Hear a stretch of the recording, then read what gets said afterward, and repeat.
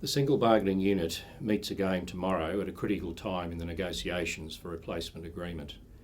Catholic employing authorities have made it very clear that they do not want to negotiate on matters like workload and work intensification. They don't want to talk about a range of middle leader positions in primary schools.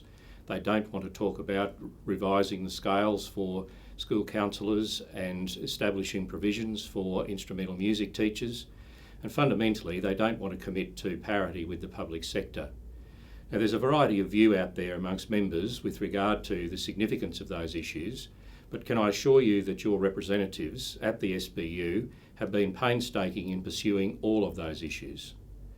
We now face a situation where the Catholic employing authorities are trying to manoeuvre themselves into a position where they can claim that someone, somewhere, told them that they should take this proposed agreement they have to ballot. Well, let's be very clear about this. Under the legislation, the employer has the right at any time to take a proposed ballot to the members who would be affected by that. Our union does not stand in the way of the employer exercising that right under the legislation. We also clearly believe, as the Act requires, that every employee has a say in terms of whether these conditions actually prevail under this proposed agreement, the next 4 years. It's good and proper, and it's right that members have a say.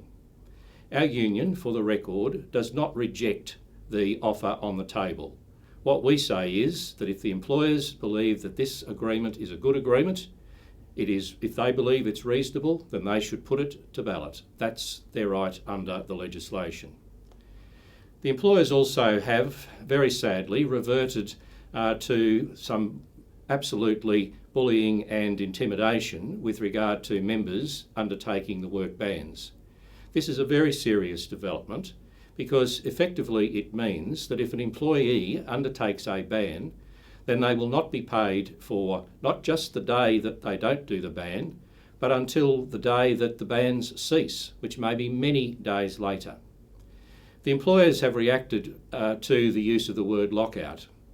Well, one struggles to describe what else it is when under the legislation the employer is saying that they will exclude the employee from payment. They will not pay the person for the day.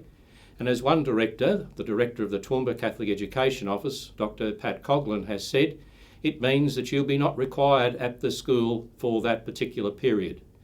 That's a lockout. Our members actually believe in negotiation.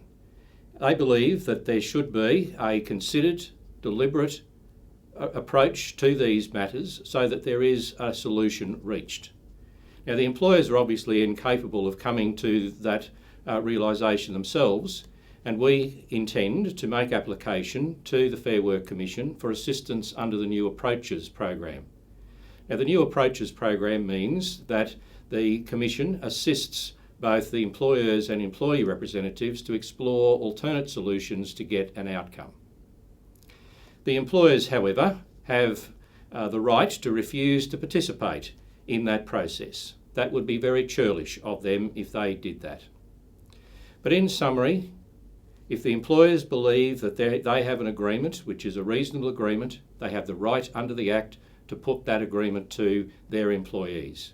Employees will have a vote, and that vote will determine whether the agreement becomes the agreement for the next 4 years. If there's majority vote in favour, then that becomes the agreement. If there's a rejection of the proposed agreement, then clearly the employers have had their reasonable agreement rejected.